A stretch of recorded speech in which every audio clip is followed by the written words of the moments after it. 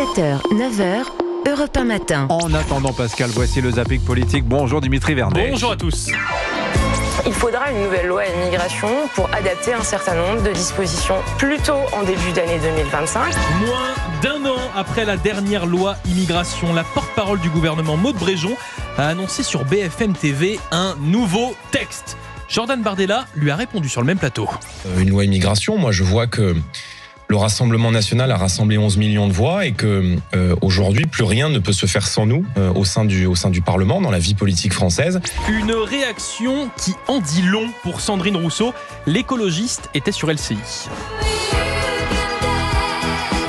Ça dit tout du problème de ce gouvernement, c'est-à-dire l'assise sur lequel il se fonde pour rester, c'est le Rassemblement national.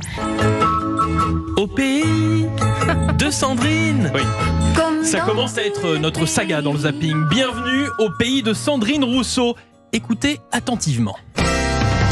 Pensez-vous qu'il y a une offensive d'un courant islamiste radical à l'éducation nationale? Mais il y a une offensive de tous les conservatismes sur l'école. Mais celle-là en particulier, non? Mais celle-ci, comme il y a aussi une offensive des conservateurs catholiques, on le voit d'ailleurs aux États-Unis. Donc, dans tous les cas, ils retirent les livres des bibliothèques, par exemple. Ah, je suis Zaza!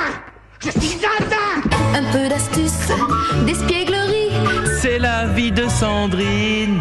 Ça passe aussi par une véritable politique de santé mentale à la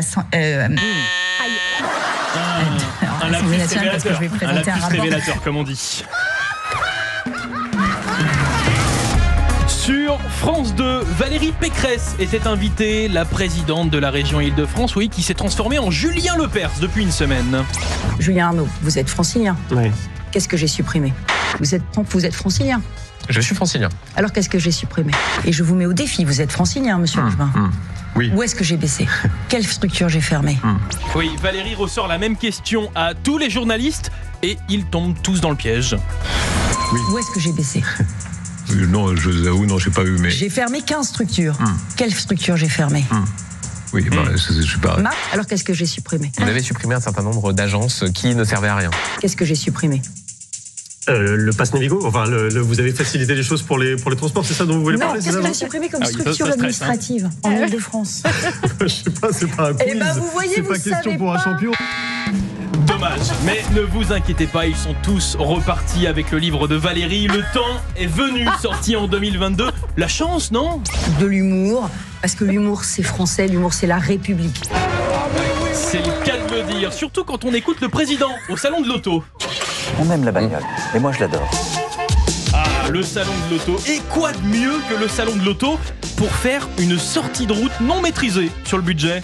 Depuis 7 ans, je me suis toujours évertué à donner de la visibilité à l'industrie, donner de la stabilité. On l'a fait, ça produit des résultats. C'est ce que je souhaite et la stratégie en tout cas qui est suivie par la France depuis 7 ans. Le cœur pour moi du travail qu'on doit faire, c'est de continuer à créer des emplois, de créer de la richesse dans notre pays, pour ensuite avoir les bons débats pour savoir comment la redistribuer. Et encore un crash pour Emmanuel Macron. Voilà ce que ça donne un jeune conducteur dans une Formule 1. Je vous assure, tout va très bien.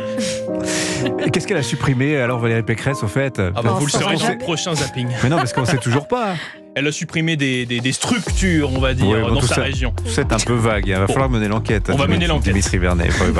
Peut-être qu'elle ne le savait pas elle-même d'ailleurs. Qu'elle peut poser la question aux journalistes espérant avoir la réponse. On ne sait pas. Merci beaucoup Dimitri Vernet, c'était votre zapping politique. À demain.